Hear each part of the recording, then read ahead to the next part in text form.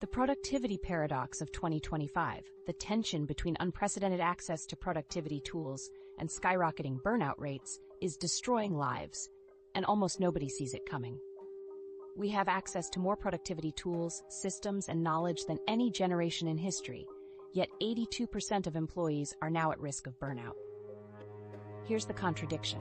The more we optimize our lives, the more miserable we become.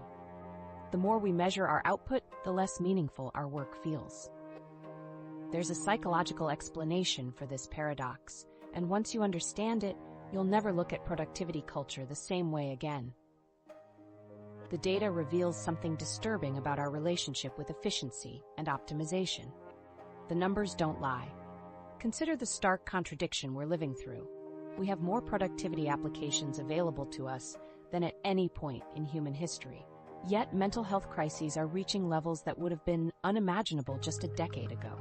The average smartphone now contains 17 different productivity apps, from task managers to habit trackers to time blocking systems.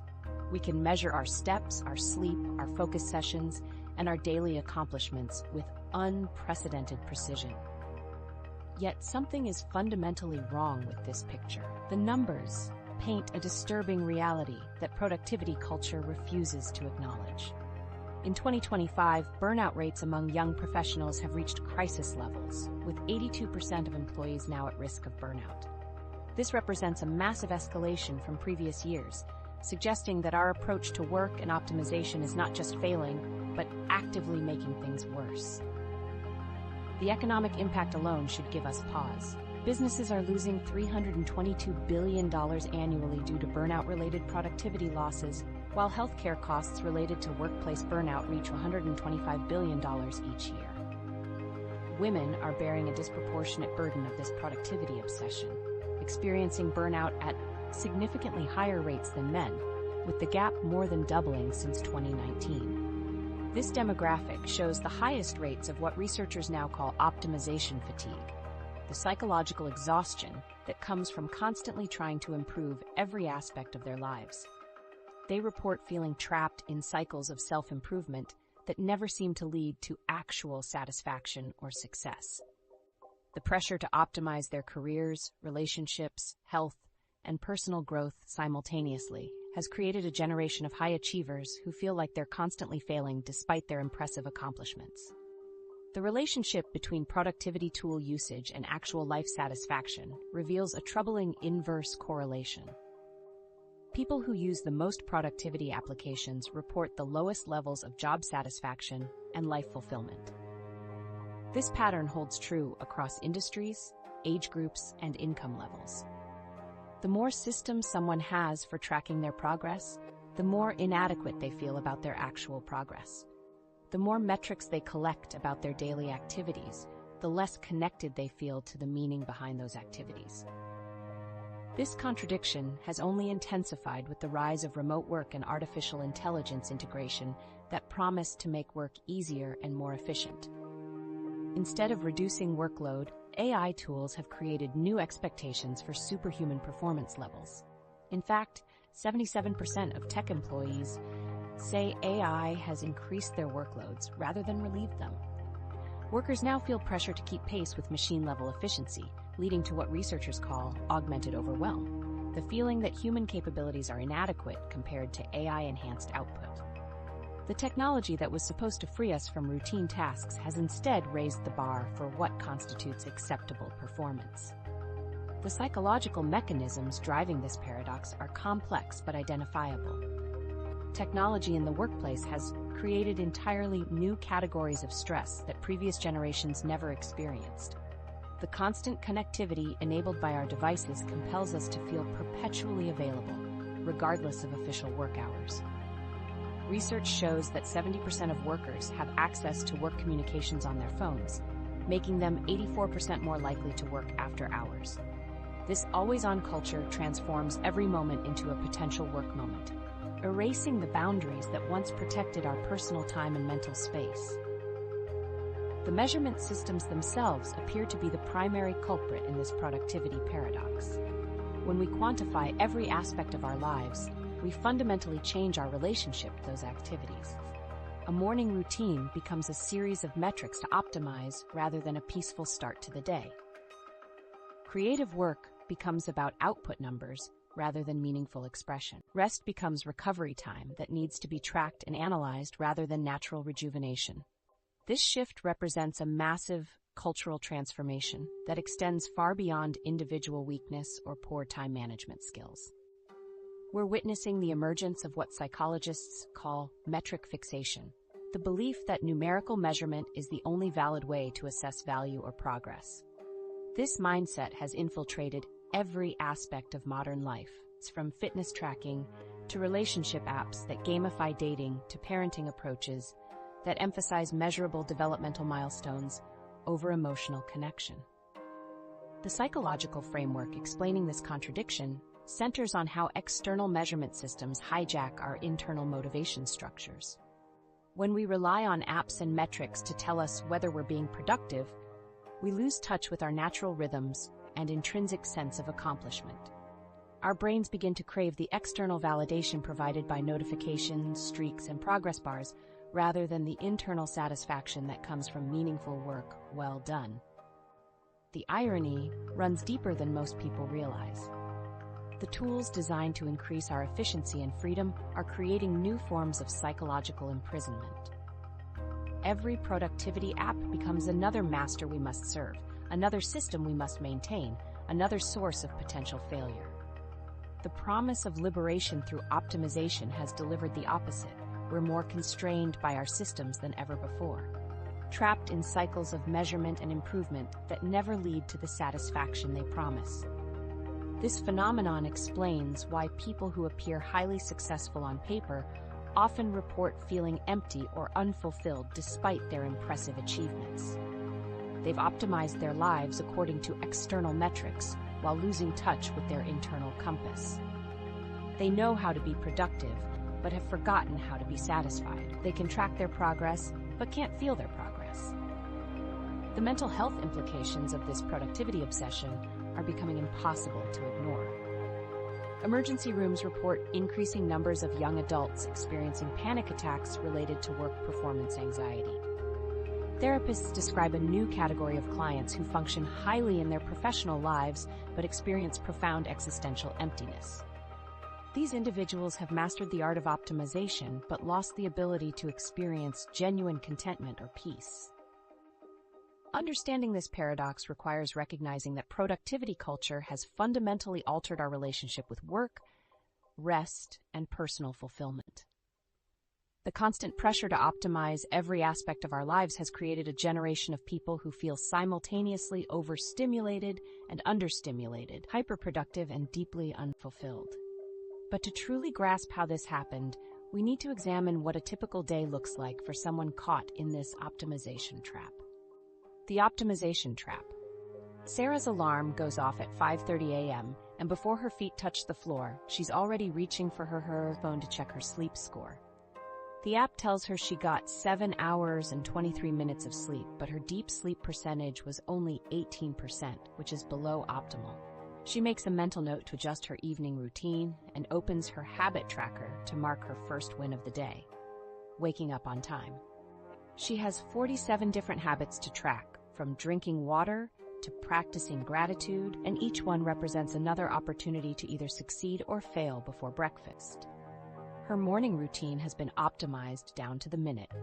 She spends exactly 12 minutes meditating using a guided app that tracks her consistency streak, currently at 89 days. She drinks a pre-measured glass of water with lemon while reviewing her daily priorities in her task management system. Her workout is logged in real time, with her heart rate monitor ensuring she stays in the optimal zone for fat burning. By 7:15 a.m., she's already generated data points across 6 different applications, each one measuring her progress toward becoming the best version of herself. This pattern continues throughout her day. Every email response gets timed to improve her communication efficiency. Her lunch break includes a 15-minute walk that gets recorded for step count and stress reduction metrics. She uses a Pomodoro timer for focused work sessions, tracking how many she completes and rating her concentration levels. Even her social interactions become data points, with apps that monitor her mood patterns and suggest optimal times for difficult conversations based on her energy levels throughout the day. Sarah has fallen into what psychologists call metric fixation, the belief that numerical measurement is the only valid way to assess value or progress. This mindset transforms every aspect of life into a data collection opportunity. Consider how remote workers now check their email 84% more after hours, simply because they have access to work communications on their phones. The constant measurement creates artificial urgency around activities that once felt natural and spontaneous. The psychological mechanism driving this behavior is hedonic adaptation, a phenomenon where the initial satisfaction from achieving productivity goals or using new optimization tools diminishes over time. Sarah experienced this firsthand when she first started using a time tracking app. The initial rush of seeing her productive hours quantified felt amazing, almost addictive. She felt in control, efficient, and accomplished. But within weeks, that same level of productivity felt normal, unremarkable. The satisfaction had faded, leaving her searching for the next tool or system that might recreate that initial high. This adaptation creates a vicious cycle within productivity culture. The moment any optimization strategy becomes routine, it loses its psychological reward value. Sarah finds herself constantly seeking new productivity methods, not because her current systems are failing, but because they no longer provide the emotional satisfaction she craves. She downloads new apps, experiments with different planning methods, and reorganizes her systems regularly, chasing the temporary high that comes from feeling like she's finally found the perfect productivity solution. The human brain responds to constant optimization pressure by treating productivity achievements like addictive substances. Each completed task, each tracked habit, each optimized routine triggers a small release of dopamine, the same neurotransmitter involved in addiction cycles. Sarah's brain has learned to expect these regular hits of accomplishment, creating a dependency on external validation for internal satisfaction. When she misses a workout or fails to complete her daily tasks, the psychological withdrawal feels genuinely distressing, not just disappointing. This neurological response explains why productivity culture feels so compelling yet ultimately unsatisfying. The brain's reward system is designed to motivate survival behaviors, not to provide sustained happiness from abstract achievements. When we hijack this system with productivity metrics, we create artificial dependencies that require constant feeding but never provide lasting fulfillment. The more Sarah optimizes, the more she needs to optimize just to maintain her baseline mood and self-worth. The impossibility of ever being productive enough becomes clear when you examine how productivity culture sets its standards. There's no finish line, no moment when someone can declare themselves sufficiently optimized. Every improvement reveals new areas for potential enhancement. Sarah's 7-hour sleep becomes inadequate when she learns about sleep cycle optimization. Her morning routine gets extended when she discovers new wellness practices. Her work efficiency goals increase as she masters current systems and discovers new ones.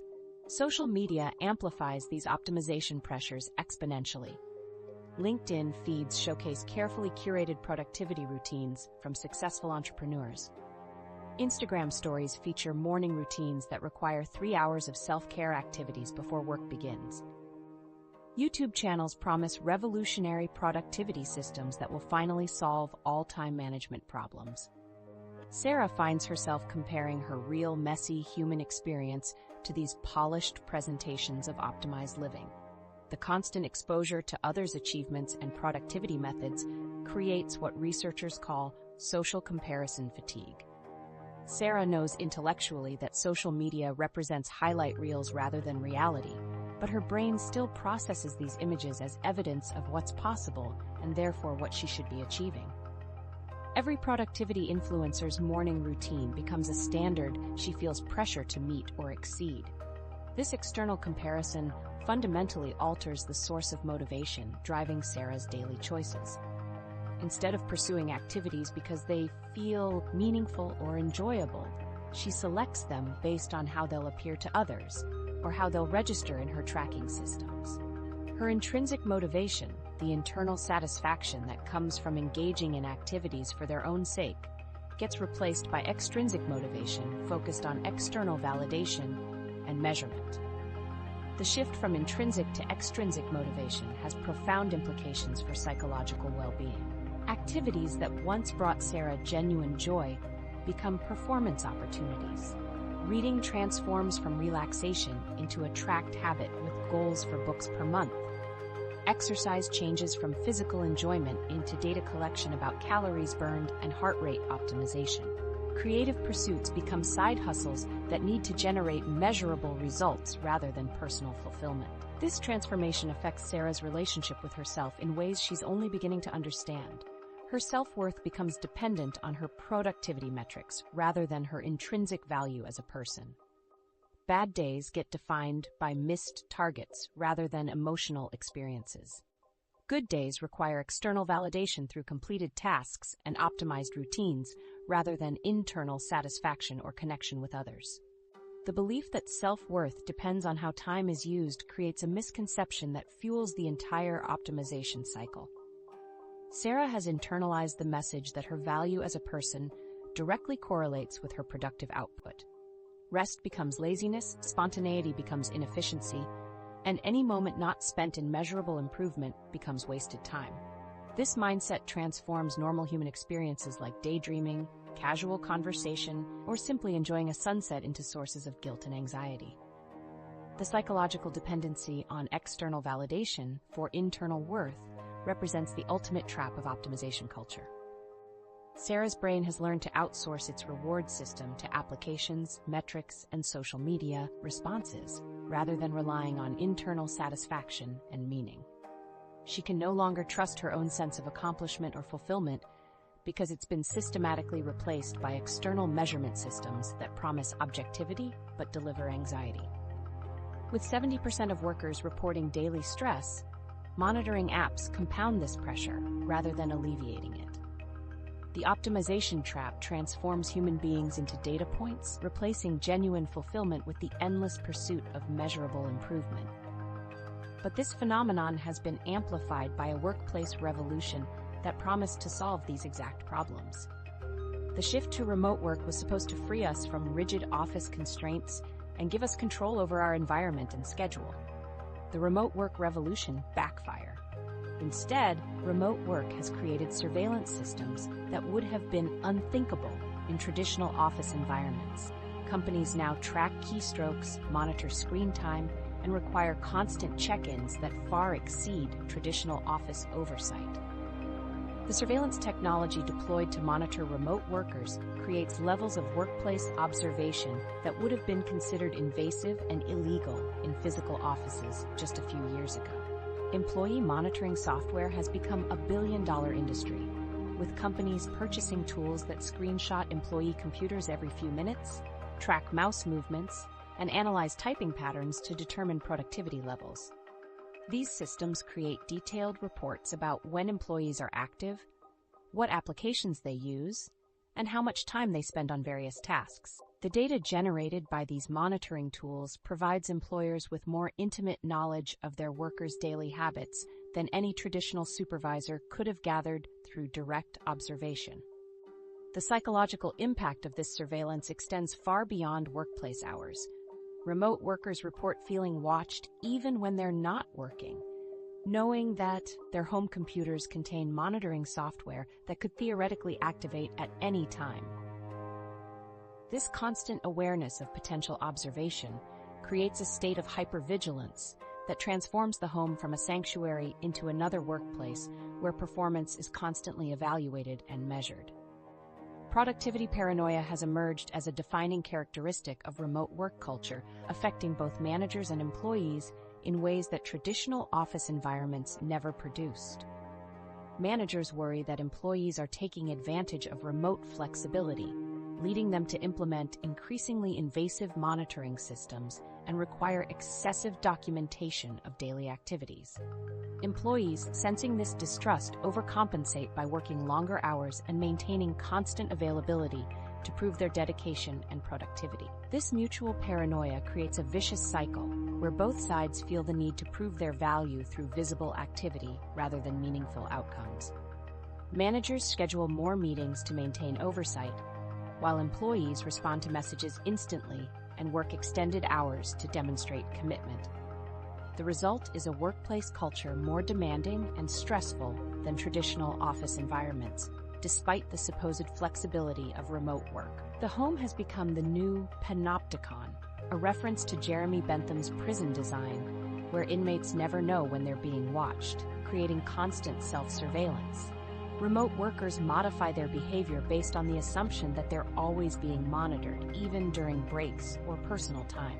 The knowledge that work monitoring software exists on their personal devices creates a persistent awareness of potential observation that influences every aspect of their daily routine. This digital panopticon extends beyond work hours because the same devices used for employment contain personal information, social media access, and private communications. The boundary between professional monitoring and personal privacy becomes impossible to maintain when work and life occur on the same technological platforms. Employees report feeling unable to fully relax in their homes because the space has been colonized by workplace surveillance systems. The boundaries between personal and professional space have dissolved in ways that create unprecedented psychological stress. The kitchen table becomes a conference room, the bedroom transforms into a phone booth for private calls, and the living room serves as a presentation space for video meetings.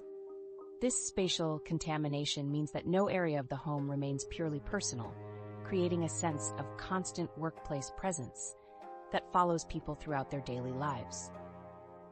More than half of remote workers now work longer hours than they did in traditional offices, contradicting the promise of improved work-life balance. The absence of physical workplace boundaries makes it difficult to establish clear start and stop times for work activities. Employees feel pressure to respond to messages immediately, regardless of the time, creating an always-on culture that demands constant availability and responsiveness. Digital presenteeism has replaced the need for physical presence in the office, but created new forms of performance pressure.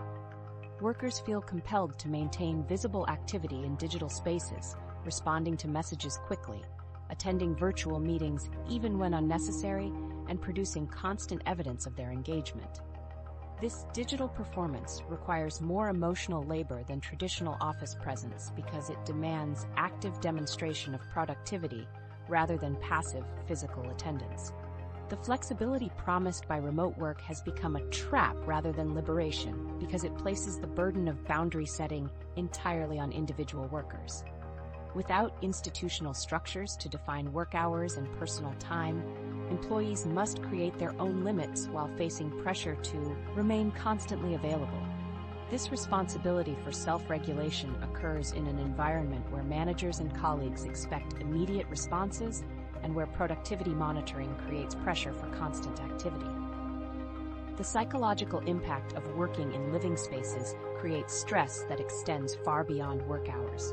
The bedroom becomes associated with morning meetings, the kitchen table triggers work anxiety, and the couch transforms from a relaxation space into a makeshift office. These spatial associations mean that workers can never fully escape work-related stress because it has contaminated every area of their personal environment. Sleep quality deteriorates when bedrooms contain work equipment and the day's final activities involve checking work emails on the same devices used for alarm clocks. The home's restorative qualities diminish when every room holds reminders of work responsibilities and productivity expectations. This spatial contamination creates a form of psychological homelessness, where workers feel unable to find sanctuary from work pressure in their own homes. The promised solution of remote work created new problems because it failed to address the fundamental drivers of workplace stress while amplifying surveillance and productivity pressure. The elimination of physical office constraints didn't remove performance expectations or workplace hierarchy.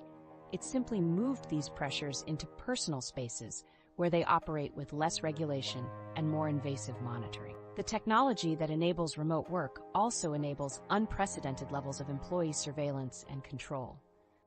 Companies can monitor remote workers more closely than they ever could in traditional offices, tracking every keystroke, website visit, and minute of activity.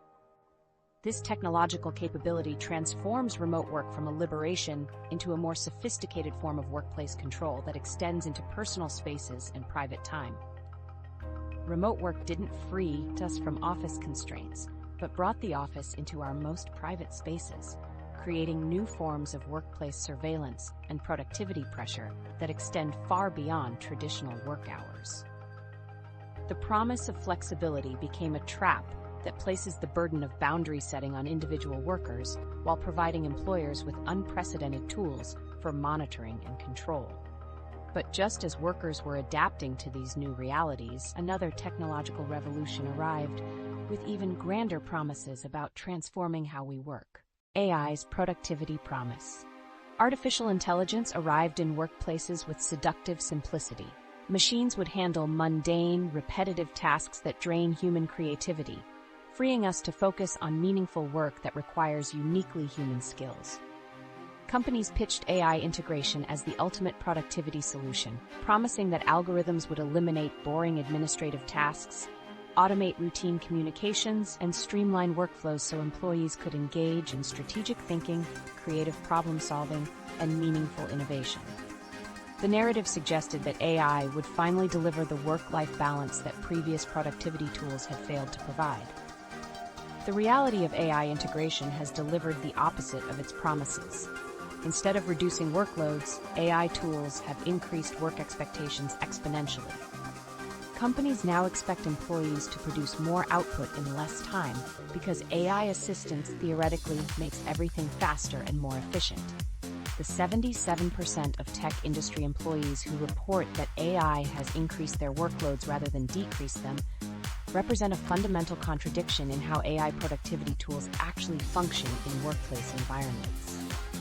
Workers find themselves managing AI systems while simultaneously trying to keep pace with the accelerated output expectations these systems create. The administrative tasks that AI was supposed to eliminate have been replaced by new forms of AI management, prompt engineering, and quality control that require different but equally time-consuming skills. Employees spend hours learning new AI tools, troubleshooting their outputs, and integrating their results into existing workflows, creating additional layers of complexity rather than simplification. The phenomenon of AI acceleration anxiety has emerged as a defining characteristic of modern workplace stress. This anxiety stems from the fear of being left behind as work expectations increase at unprecedented speeds. Workers worry that their colleagues who adopt AI tools faster or more effectively will gain competitive advantages that make their own contributions appear inadequate or outdated. The pressure to constantly learn new AI applications and integrate them into daily workflows creates a perpetual state of technological catching up that never resolves. The speed at which work expectations have increased following AI integration has created unprecedented psychological pressure. Projects that once took weeks now have day-long deadlines because AI tools can generate initial drafts, research summaries, and analysis frameworks in minutes. The time saved by AI assistance gets immediately consumed by higher output expectations rather than reduced workloads or improved work-life balance. Workers find themselves producing more content, attending more meetings, and managing more projects simultaneously, because AI has theoretically made each individual task faster to complete. This acceleration creates what researchers call augmented overwhelm, a condition where employees feel inadequate compared to their AI-enhanced peers. Workers who embrace AI tools find themselves measured against machine-level efficiency standards that ignore human needs for rest, reflection, and creative incubation. The pressure to match AI-driven performance creates impossible standards that treat human workers as inefficient versions of their augmented colleagues, rather than recognizing the distinct value of human judgment, creativity, and emotional intelligence. The concept of good enough has become extinct in AI-integrated workplaces. When AI tools can generate multiple variations of documents, designs, or strategies in seconds, the pressure to explore every possible option intensifies. Workers feel compelled to iterate endlessly on projects because AI makes revision cycles faster, even when the improvements become marginal. The ease of generating alternatives creates paralysis around decision-making and perfectionism that would have been impossible without AI assistance. Quality standards have shifted dramatically because AI can produce polished outputs that would have required significant human effort in previous workflows. A memo that might have been acceptable as a simple email now needs to meet the presentation standards that AI can achieve effortlessly. Marketing materials, reports, and presentations all face elevated expectations because AI tools can create professional-looking results with minimal time investment. Workers find themselves competing not just with their colleagues, but with the output standards that AI makes possible.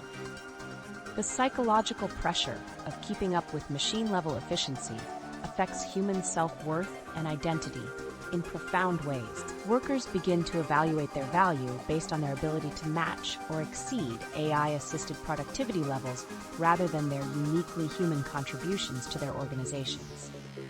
The qualities that make humans valuable in the workplace, such as emotional intelligence, creative problem-solving, and interpersonal relationships, become secondary to measurable output metrics that AI can enhance or automate. This shift fundamentally alters how people understand their professional identity and worth. Jobs that once provided meaning through human connection, creative expression, or expert knowledge now feel threatened by AI capabilities that can replicate or exceed human performance in specific domains. Workers report feeling like they need to justify their existence in the workplace by proving they can work at superhuman speeds or produce output that rivals AI-generated content. The competitive dynamics created by AI tools extend beyond individual performance to team and organizational levels. Companies using AI tools gain advantages over competitors who haven't adopted these technologies, creating industry-wide pressure to integrate AI regardless of its actual benefits to employee well-being or work quality. This competitive pressure filters down to individual workers who feel they must use AI tools to remain relevant in their industries, even when these tools increase their stress levels and workloads. The promise that AI would free humans for meaningful work has been replaced by the reality that AI has made human work feel less meaningful. When machines can handle tasks that once required human expertise, workers struggle to identify their unique value proposition. The creative and strategic work that AI was supposed to enable becomes another form of competition with machine capabilities rather than a liberation from routine tasks. The mental health implications of AI-driven workplace acceleration are becoming impossible to ignore. Burnout rates in AI-integrated industries match or exceed those in traditionally high-stress fields like healthcare. The constant pressure to learn new AI tools, integrate them into workflows, and maintain competitiveness with AI-enhanced colleagues creates chronic stress that traditional workplace wellness programs cannot address. AI didn't replace our work, but made us feel like we need to work at superhuman speeds to remain relevant.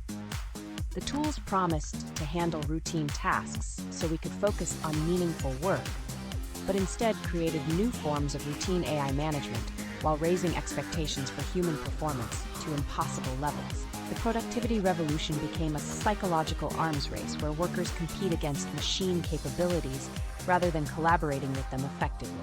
But the pressure to maintain these impossible standards gets amplified by another force entirely: the carefully curated world of productivity influencers who make superhuman efficiency look effortless and achievable. The influencer effect.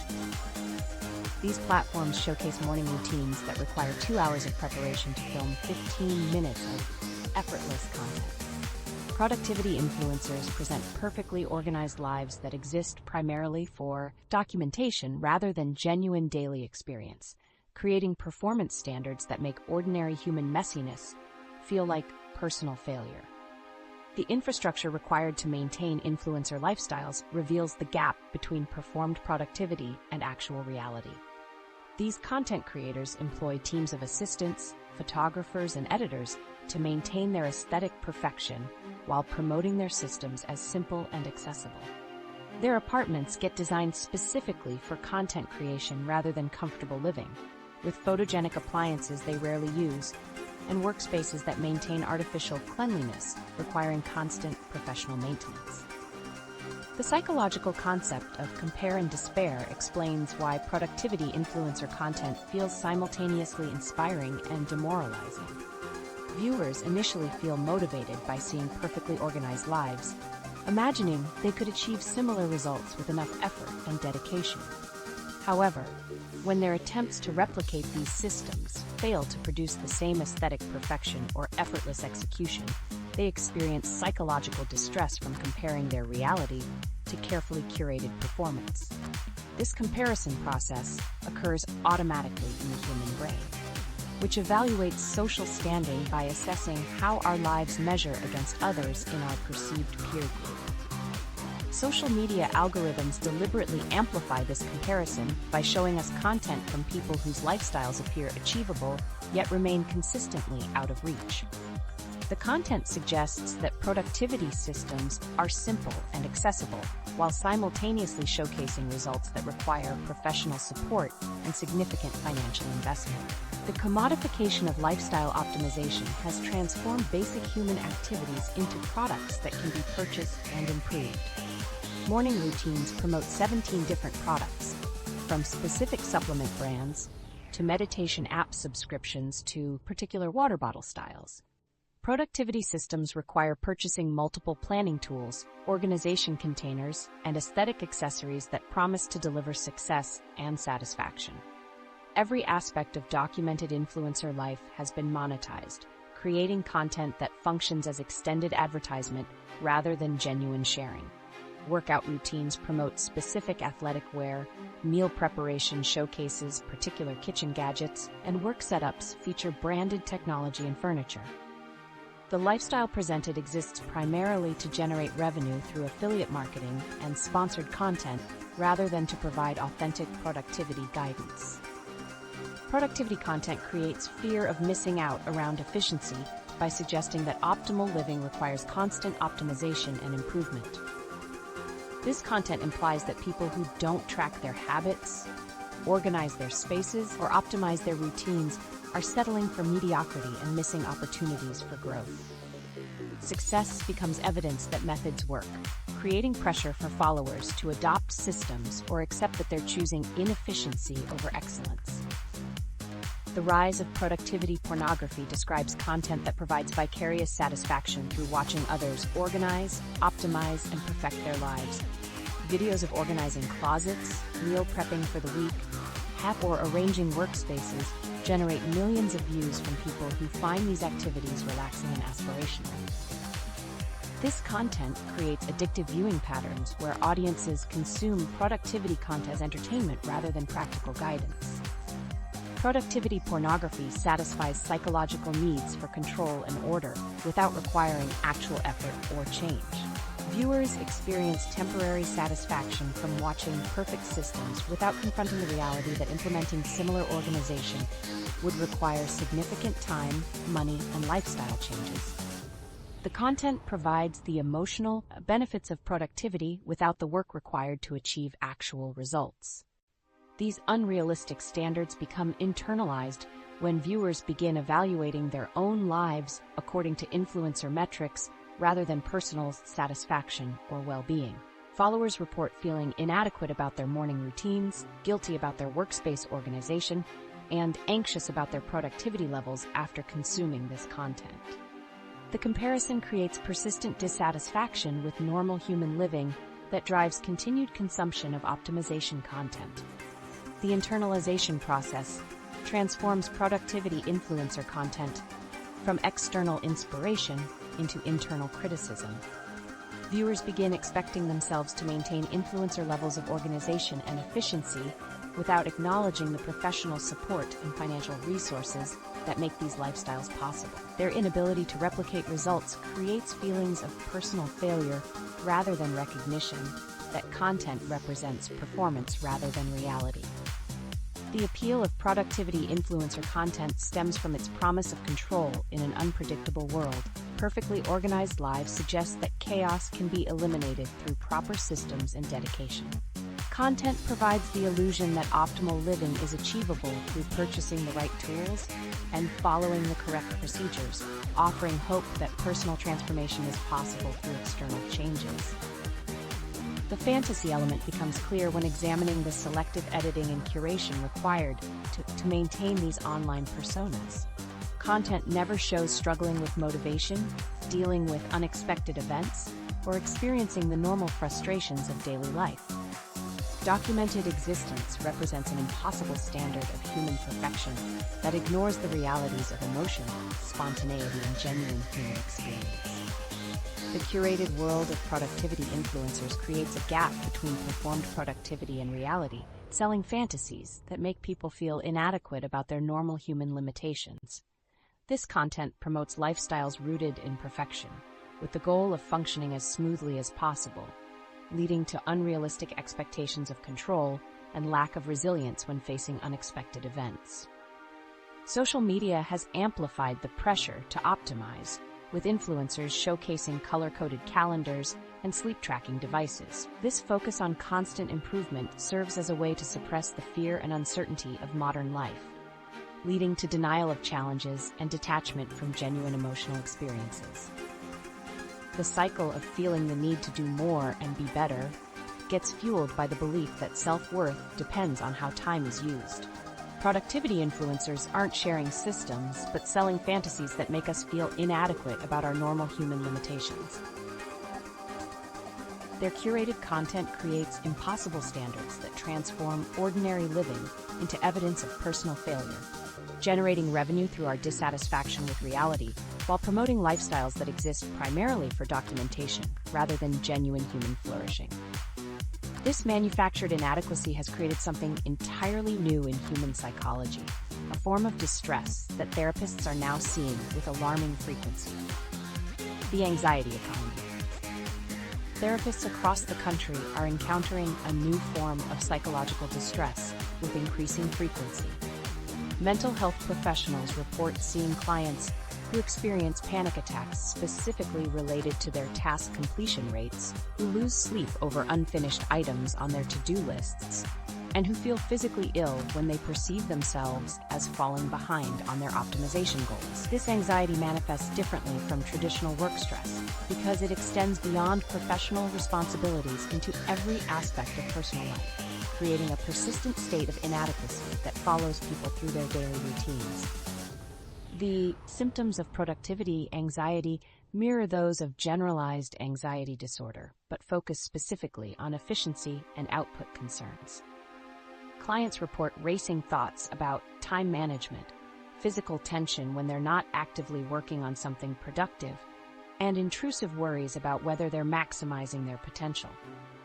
These individuals often function at high levels professionally and personally, making their internal distress invisible to others who see only their impressive achievements and organized lives.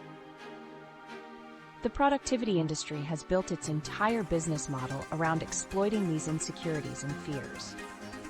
Companies selling productivity tools, courses, and systems generate billions of dollars annually by first convincing people that their current approach to work and life is fundamentally flawed.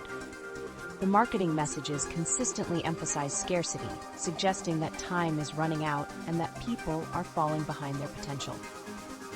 This manufactured urgency creates the emotional conditions necessary for people to purchase solutions to problems they might not have recognized before encountering the marketing. The cycle operates with precision and predictability. First, content creators and companies identify normal human experiences like procrastination, distraction, or fatigue, and reframe them as serious problems requiring immediate intervention. They present these universal experiences as symptoms of deeper inadequacies that can be corrected through proper systems and tools. The emotional discomfort generated by this reframing creates demand for the solutions being sold, which promise to eliminate these supposedly problematic behaviors. The psychological mechanism of manufactured inadequacy relies on exploiting the human tendency to compare ourselves to idealized standards. The productivity industry creates these standards by showcasing extreme examples of optimization and efficiency that appear achievable but require resources, support, and circumstances that most people don't possess.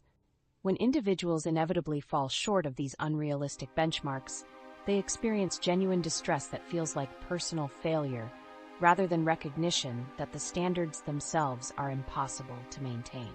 This manufactured inadequacy operates through constant messaging that normal human limitations represent personal shortcomings. The need for rest becomes laziness. The desire for spontaneity becomes lack of discipline, and the experience of difficulty becomes evidence of insufficient optimization. These reframings transform natural human experiences into sources of shame and anxiety that drive continued consumption of productivity content and products. The impact on our relationship with rest and leisure has been particularly devastating.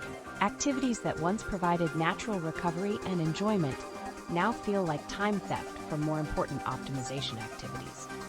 People report feeling guilty about watching movies, anxious about taking walks without fitness tracking, and uncomfortable with unstructured time that doesn't contribute to measurable goals. The productivity industry has successfully pathologized the human need for downtime by framing it as an obstacle to achievement, rather than a requirement for sustainable well-being.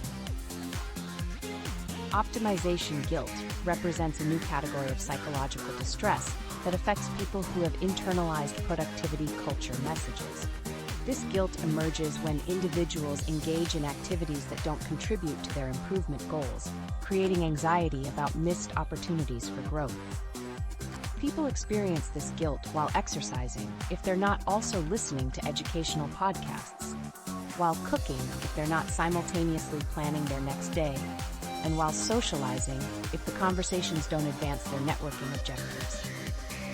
The financial incentives behind keeping people dissatisfied become clear when examining the subscription models and recurring revenue streams that dominate the productivity industry. Companies profit more from customers who remain perpetually dissatisfied with their current systems than from those who achieve genuine satisfaction and stop purchasing new solutions. The business model requires creating products that provide temporary improvement followed by inevitable plateau, generating demand for the next system or upgrade. The productivity industry deliberately designs solutions that create dependency rather than resolution. Apps include features that become essential to daily functioning. Courses promise results that require ongoing coaching, and systems demand continuous updates and refinements. The goal is not to solve productivity problems permanently, but to create relationships where customers feel unable to function without ongoing support and new tools. Normal human rhythms get pathologized when they conflict with optimization goals. The natural energy fluctuations that occur throughout the day become problems to solve rather than patterns to honor. Seasonal changes in motivation and focus get framed as personal failures rather than biological responses to environmental shifts. The productivity industry profits by convincing people that their natural rhythms are obstacles to success, rather than information about their authentic needs and capabilities. The pressure to maintain constant improvement creates a psychological state where people feel like they're failing even when they're functioning well. This pressure transforms satisfaction into complacency and contentment into settling for mediocrity. The productivity industry benefits from this transformation because satisfied people don't purchase new optimization tools or consume improvement content at the same rate as those who feel perpetually inadequate. The subscription-based nature of modern productivity tools creates ongoing relationships with customer inadequacy. Apps send notifications about missed habits, courses email about incomplete modules, and systems generate reports highlighting areas for improvement. These communications maintain the psychological state necessary for continued engagement while preventing the resolution and satisfaction that would end the customer relationship. The productivity industry needs us to feel broken to sell us fixes, creating a cycle of manufactured inadequacy that transforms normal human experiences into problems requiring paid solutions. This anxiety economy profits from our insecurities while ensuring that genuine satisfaction and peace remain perpetually out of reach, maintaining the psychological conditions necessary for continued consumption of optimization products and services. But the foundation of this entire system rests on something even more fundamental: our obsession with turning every aspect of human experience into data points that can be tracked, analyzed, and optimized. The measurement madness. This transformation reaches its peak when examining how people interact with their daily experiences through the lens of constant measurement. The modern person wakes up and immediately checks their phone to see how many steps they took while sleeping, their heart rate variability score, and whether they achieved their sleep efficiency target. Before breakfast, they've already generated data points across multiple tracking applications. They weigh themselves and log the number in a weight tracking app. They measure their water intake, count their calories, and time their morning routine to optimize for maximum efficiency. By the time they arrive at work, they've already created dozens of metrics about their health, productivity, and performance. This obsession with tracking everything represents a fundamental shift in how humans understand their own lives. Steps, calories, hours worked, emails sent, books read, meditation minutes, and productivity scores have become the primary language through which people interpret their daily experiences. The quantified self movement has transformed normal human activities into data collection opportunities, creating a culture where the unmeasured life feels worthless and incomplete. The proliferation of wearable technology and mobile applications has made this constant measurement easier than ever before. Smartwatches track heart rate, sleep patterns, and activity levels continuously. Fitness apps count steps, calories burned, and workout intensity. Productivity applications monitor time spent on tasks, emails processed, and goals completed. Social media platforms quantify likes, comments, and followers. Every aspect of human existence now generates metrics that promise to reveal insights about performance, health, and success. The workplace stress created by this measurement obsession has increased by 47% as workers feel compelled to track and optimize every aspect of their professional performance. With 70% of workers carrying work communications on their phones, the pressure to measure and respond to productivity metrics extends far beyond traditional office hours. The constant availability of data about performance creates new forms of anxiety that previous generations never experienced. Quantification has systematically replaced qualitative assessment of life in ways that would have been unimaginable just 2 decades ago. Instead of asking themselves how they feel after a workout, people check their heart rate data and calorie burn statistics. Rather than reflecting on whether they enjoyed a meal, they calculate its macronutrient composition and log it in a food tracking app. Instead of considering whether they had a good day at work, they review their productivity metrics and time tracking reports. This shift from qualitative to quantitative assessment fundamentally alters the human relationship with personal experience. Subjective feelings become less reliable than objective data. Internal awareness gets replaced by external measurement. The rich complexity of human experience gets reduced to numerical representations that can be tracked, compared, and optimized over time. The psychological concept of metric fixation explains why this transformation feels simultaneously compelling and unsatisfying. Metric fixation occurs when individuals become so focused on achieving specific numerical targets that they lose sight of the underlying values and purposes these numbers were meant to represent. People develop tunnel vision around their metrics, making decisions based on how they'll impact their tracked numbers, rather than how they'll affect their actual well-being or satisfaction. This fixation creates a psychological state where the metrics themselves become more important than the experiences they're supposed to measure. A person might choose a less enjoyable workout because it burns more calories according to their fitness tracker. They might eat foods they don't like because they fit their macro targets. They might work longer hours to improve their productivity metrics, even when the additional work produces diminishing returns. The act of measuring fundamentally changes the nature of what gets measured, creating a phenomenon that psychologists call reactivity. When people know they're being tracked, they modify their behavior to optimize for the metrics rather than the underlying goals. This behavioral change can undermine the original purpose of the measurement while creating new forms of performance pressure and anxiety. Reading becomes about reaching book targets rather than intellectual curiosity or entertainment. Exercise transforms from physical enjoyment into data optimization. Work shifts from meaningful contribution to productivity metric achievement. The measurement process itself alters the experience being measured, often in ways that reduce satisfaction and authenticity. The loss of intuitive self-knowledge represents one of the most troubling consequences of constant measurement. Humans possess sophisticated internal systems for assessing their physical, emotional, and mental states. These systems have evolved over millennia to help people make decisions about rest, activity, nutrition, and social interaction. However, when external metrics replace internal awareness, people lose touch with these natural feedback mechanisms. Individuals who rely heavily on tracking devices often report feeling unable to assess their own fitness levels, energy states, or hunger signals without consulting their applications. They've trained themselves to trust external data over internal experience, creating a form of technological dependency that undermines natural self-awareness and intuitive decision-making. Goodhart's law provides crucial insight into why metrics become problematic when they transform from tools into targets. This principle states that when a measure becomes a target, it ceases to be a good measure. The law explains why focusing on metrics often produces the opposite of intended results, as people game the system to achieve better numbers rather than better outcomes.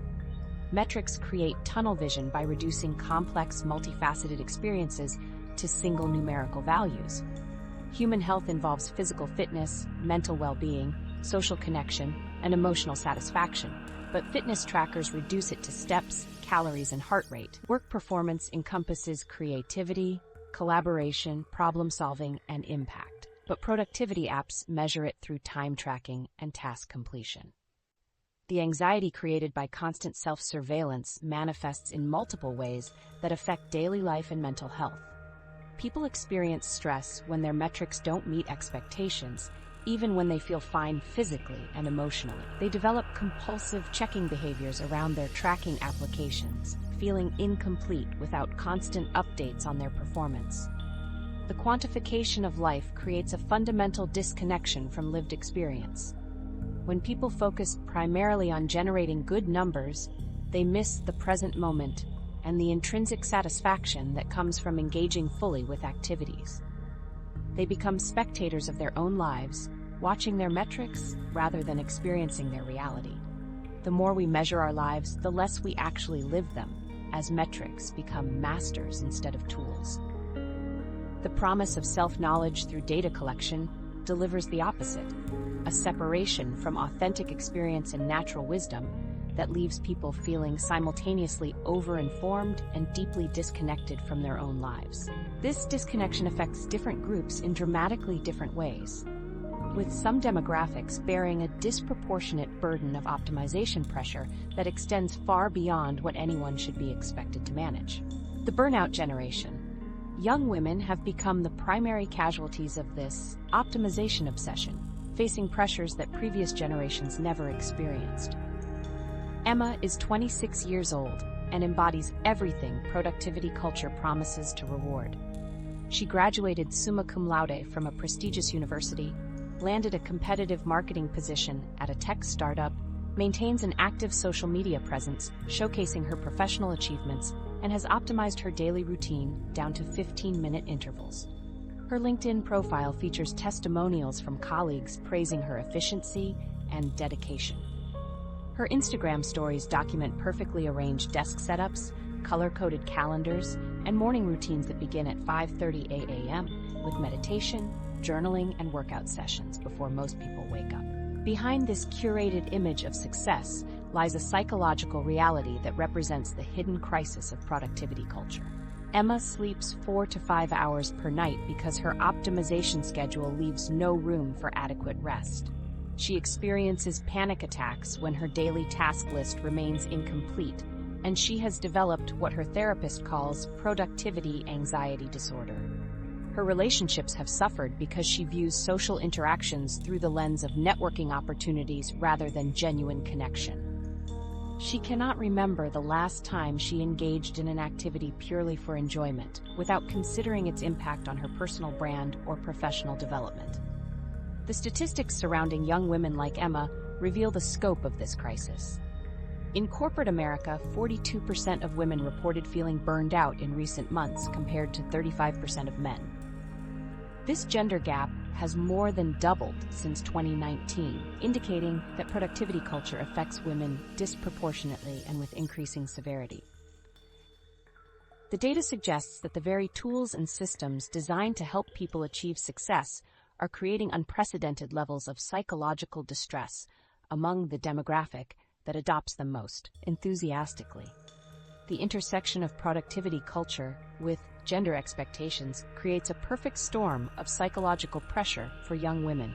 Society expects them to excel professionally while simultaneously managing domestic responsibilities, social relationships, and personal development.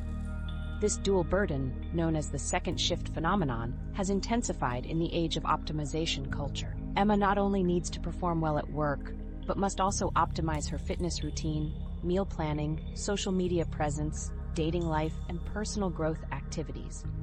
Each area of her life becomes a separate optimization project that requires constant attention and improvement. The psychological burden of managing both career and personal life optimization creates an impossible standard that affects mental health in profound ways. Young women feel pressure to approach every aspect of their lives with the same systematic efficiency they apply to their professional responsibilities. They create elaborate systems for tracking their water intake, exercise routines, social interactions, and even their emotional states. This comprehensive optimization approach transforms normal human experiences into performance opportunities that can be measured, improved, and showcased. The concept of having it all efficiently represents a fundamental misunderstanding of human limitations and natural rhythms. Emma has internalized the message that success requires excelling simultaneously in career advancement, physical fitness, social relationships, creative pursuits, and personal development. The productivity culture narrative suggests that proper time management and optimization systems make this comprehensive excellence achievable. When young women inevitably fall short of these impossible standards, they interpret their struggles as personal failures rather than recognizing the unrealistic nature of the expectations. Social media amplifies these pressures through what researchers call performative productivity. Young women feel compelled to document their optimization efforts, sharing their morning routines, workout schedules, meal prep sessions, and workspace organization. This documentation creates additional work beyond the actual optimization activities, as each routine must be photographed, edited, and presented in aesthetically pleasing ways. The performance aspect transforms personal development into content creation, adding another layer of pressure to already overwhelming schedules. The performative element of productivity culture creates a vicious cycle where young women feel inadequate about their optimization efforts while simultaneously contributing to the unrealistic standards that cause their own distress. Emma posts her morning routine, knowing it took her 2 hours to prepare and photograph, but her followers see only the polished 15-minute version. She experiences imposter syndrome about her productivity content, while creating content that makes others feel inadequate about their own routines. Productivity culture amplifies existing inequalities by placing additional burdens on women who already face workplace discrimination and societal expectations around domestic responsibilities. Young women are expected to balance career success with domestic responsibilities, often taking on the emotional labor of managing household tasks even when they work full-time. The optimization culture adds another layer of expectation, suggesting that these competing demands can be efficiently managed through proper systems and time management.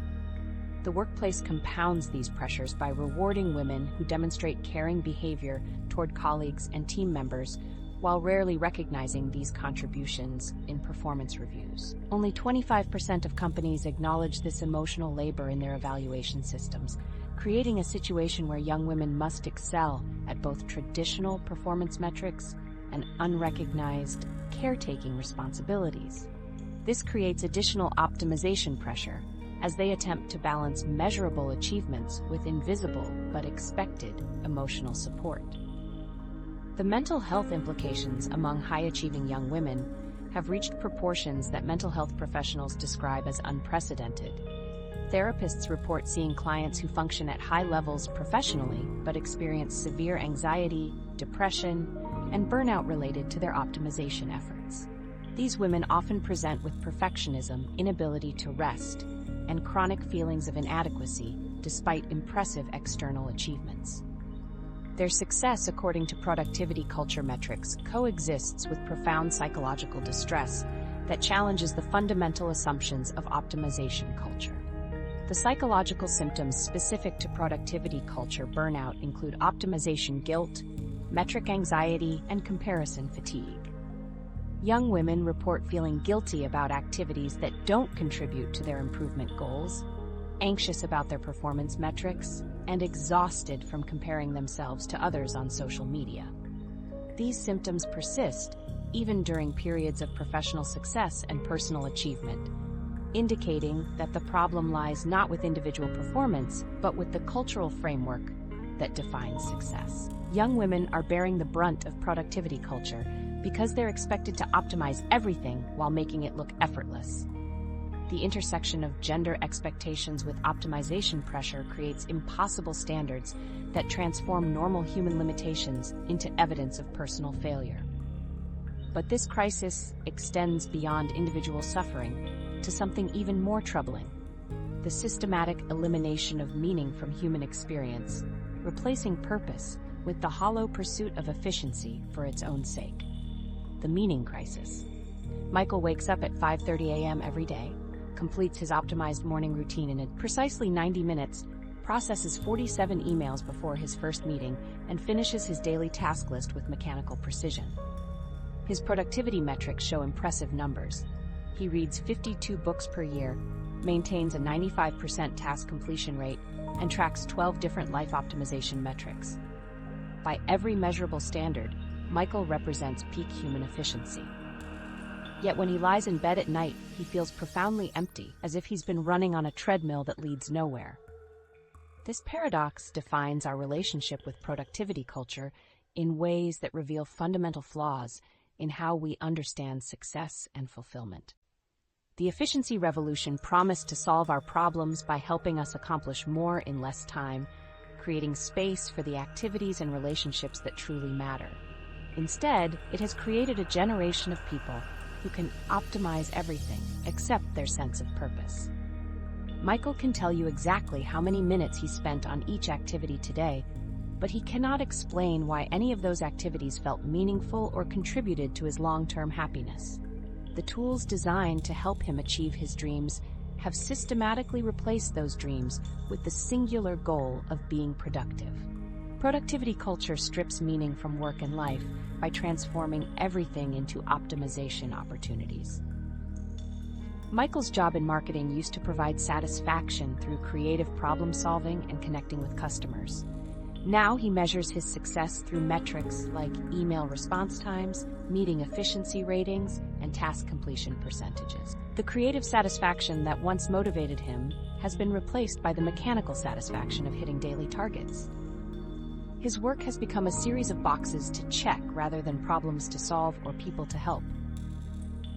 This transformation extends beyond professional life into personal relationships and activities.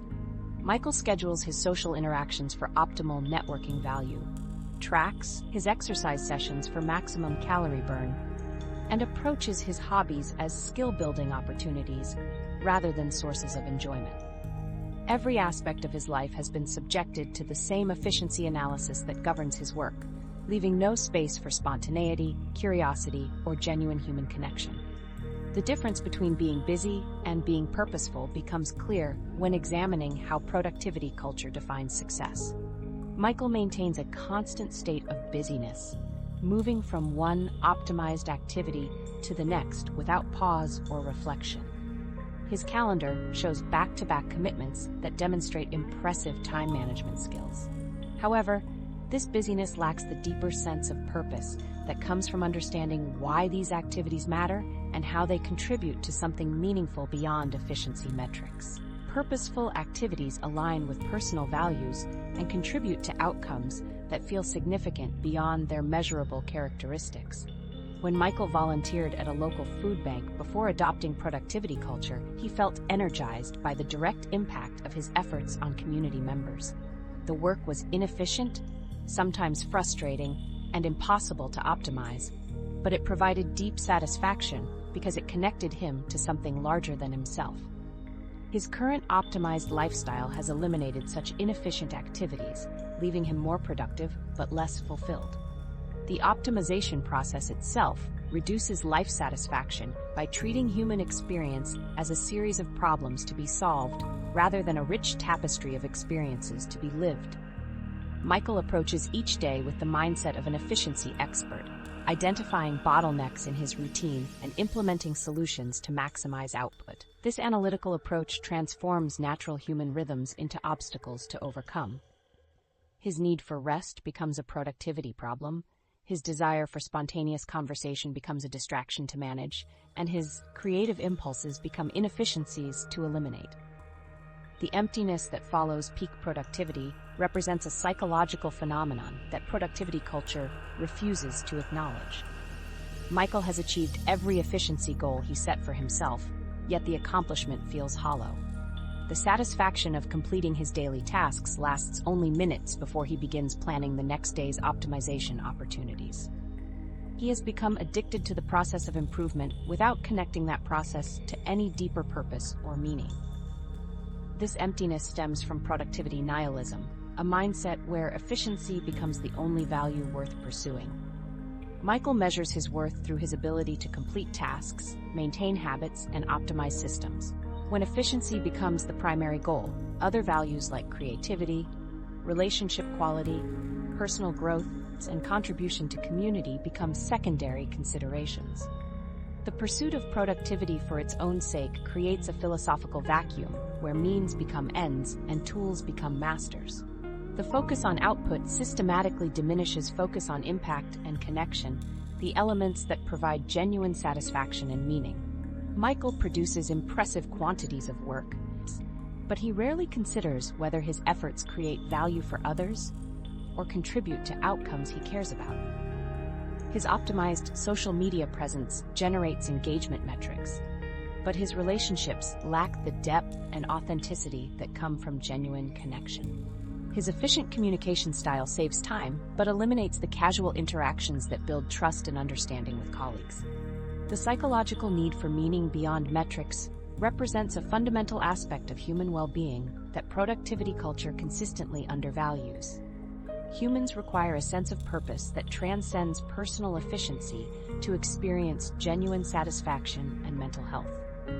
Michael's optimized life provides constant stimulation and activity, but it lacks the deeper meaning that comes from understanding how his efforts contribute to something significant beyond his personal productivity scores. The question of what we're actually optimizing toward reveals the central flaw in productivity culture's logic.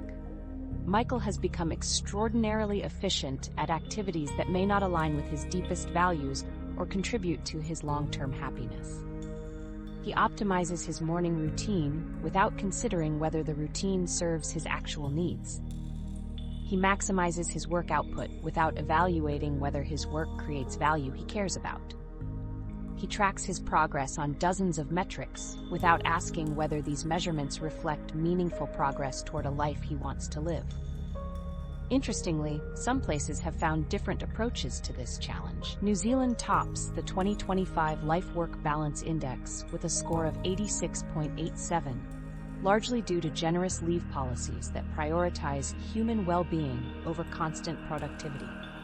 This demonstrates that alternative frameworks for success can work practically, not just theoretically. The promise of productivity culture was that increased efficiency would create space for the things that truly matter. Instead, it has created a culture where efficiency itself becomes the thing that matters most. Michael's dreams of meaningful work, deep relationships, and personal fulfillment have been replaced by the dream of perfect optimization. the tools designed to help him achieve his authentic goals have convinced him that productivity is the only goal worth pursuing. Productivity culture promised to help us achieve our dreams, but it replaced our dreams with the dream of being productive.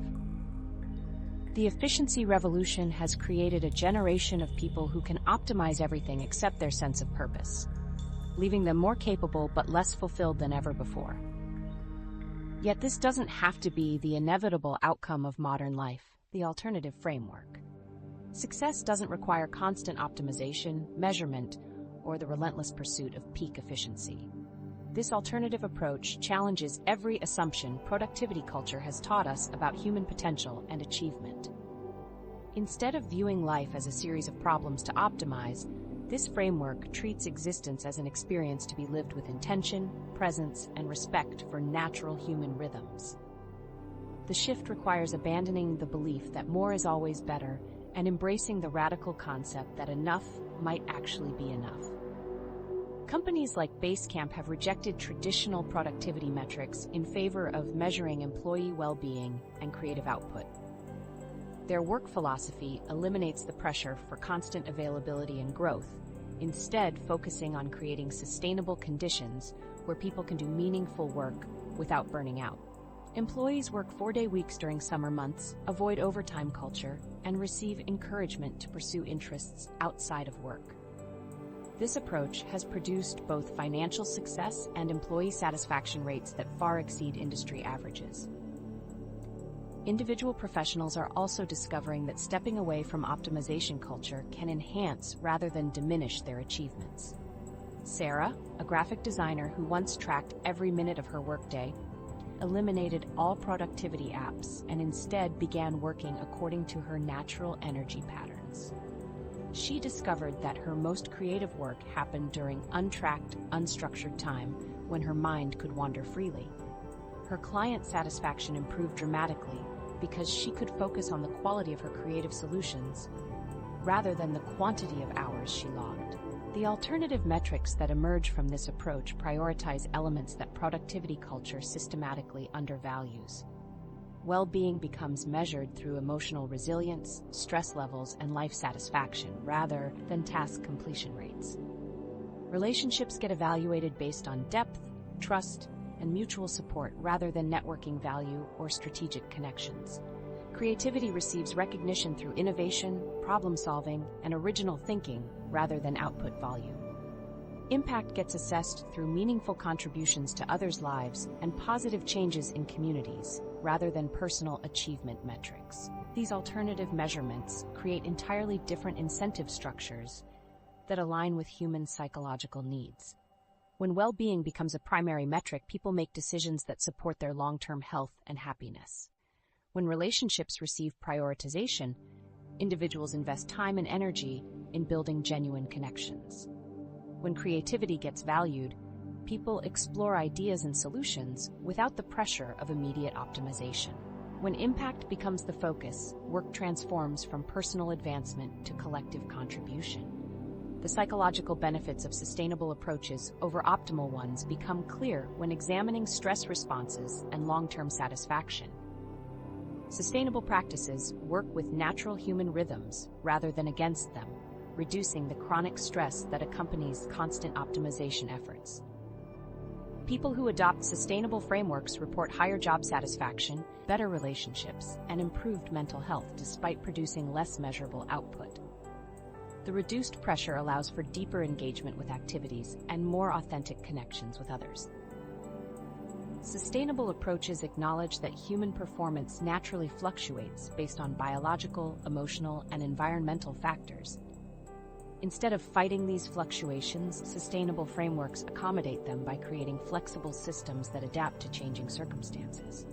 This flexibility reduces the anxiety and guilt that accompany inevitable failures to maintain optimal performance, replacing them with acceptance and strategic adjustment.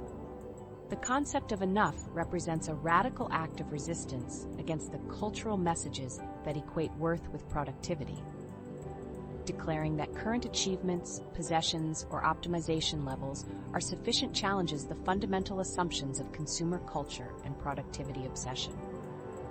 This declaration requires courage because it means stepping away from the competitive dynamics that drive much of modern professional and personal life. Enough doesn't mean settling for mediocrity or abandoning growth and improvement. Instead, it means choosing conscious satisfaction over unconscious striving. People who embrace enough continue learning, growing, and contributing, but they do so from a place of internal motivation rather than external pressure. They pursue goals that align with their values, rather than chasing metrics that promise validation but deliver emptiness. Frameworks that prioritize human rhythms over machine efficiency create work environments that support, rather than exploit, natural human capabilities. These systems recognize that people have varying energy levels throughout the day, different seasonal patterns of motivation, and diverse approaches to problem solving. Instead of forcing everyone into identical productivity templates, human-centered frameworks allow for personalized approaches that maximize individual strengths while accommodating limitations. The Global Life-Work Balance Index 2025 highlights countries like New Zealand, Ireland, and Belgium as leaders in prioritizing life-work balance, emphasizing factors such as statutory annual leave, access to health care, and average working hours. These nations demonstrate that hard work can coexist with respect for personal life, offering models for organizations seeking to prioritize employee well-being over pure output metrics. Research supports the counterintuitive finding that slowing down can actually increase meaningful output. The 70% rule suggests that optimal productivity occurs when employees work at a less intense pace most of the time, without pressure and constant stress over deadlines. This approach allows people to maintain higher performance levels when temporary increases in workload occur, knowing they can return to sustainable rhythms afterward. The power of saying no to optimization reveals itself through the mental and emotional energy that becomes available when people stop trying to improve everything simultaneously. Individuals who reject productivity culture report feeling more present in their daily activities, more connected to their authentic interests, and more capable of deep focus on activities that truly matter to them. The constant background pressure to optimize everything disappears, replaced by intentional choices about where to invest time and energy. Reclaiming agency over personal definitions of success requires rejecting external standards and reconnecting with internal values and priorities. This process involves identifying what actually brings satisfaction and meaning, rather than what productivity culture suggests should bring satisfaction. People discover that their authentic definitions of success often emphasize relationships, creativity, contribution, and personal growth, rather than efficiency metrics and optimization achievements. The shift toward alternative frameworks creates hope by demonstrating that the productivity culture approach is not inevitable or necessary for success and fulfillment. Individuals and organizations that prioritize well-being over metrics, as shown in the Global Life-Work Balance Index, where higher well-being correlates with lower burnout, consistently achieve better outcomes in terms of both performance and satisfaction. These examples prove that different approaches to work and life are not only possible, but often superior to optimization-focused alternatives. Companies that adapt and prioritize employee needs attract and retain top talent because flexibility and well-being have become key priorities for workers. The State of the Global Workplace Report estimates that low engagement costs the global economy $8.9 trillion, or 9% of global GDP, indicating that current productivity-focused approaches are failing both individuals and organizations. The most productive thing we can do is stop trying to be productive and start trying to be human. This means accepting natural limitations, honoring biological rhythms, prioritizing relationships and meaning over metrics, and choosing sustainable approaches over optimal ones. Consider removing one productivity tracker to reduce measurement anxiety and reclaim mental space, as remote workers with fewer daily excitements had 20% lower burnout risk. The alternative framework doesn't promise easy solutions or quick fixes, but it offers something productivity culture cannot: the possibility of genuine satisfaction and authentic success. Yet even understanding these alternatives doesn't automatically free us from the deeper psychological forces that make productivity culture so seductive and persistent. Breaking free requires confronting the fundamental illusion that drives our obsession with optimization. Productivity culture promises control in an uncontrollable world, but actually creates more chaos. We chase optimization to feel secure, yet end up anxious and overwhelmed. The tools meant to simplify our lives multiply our responsibilities and fragment our attention. Here's your challenge. Audit your relationship with productivity culture. Identify one area to de-optimize. Delete a tracking app, abandon a morning routine, or stop measuring something you've been obsessing over. Notice what happens when you step away from the optimization treadmill. In 2025, choosing sustainable well-being over relentless efficiency represents the most rebellious act possible. Your worth isn't measured by your output, your value isn't determined by your metrics, and your life doesn't need constant improvement to be meaningful.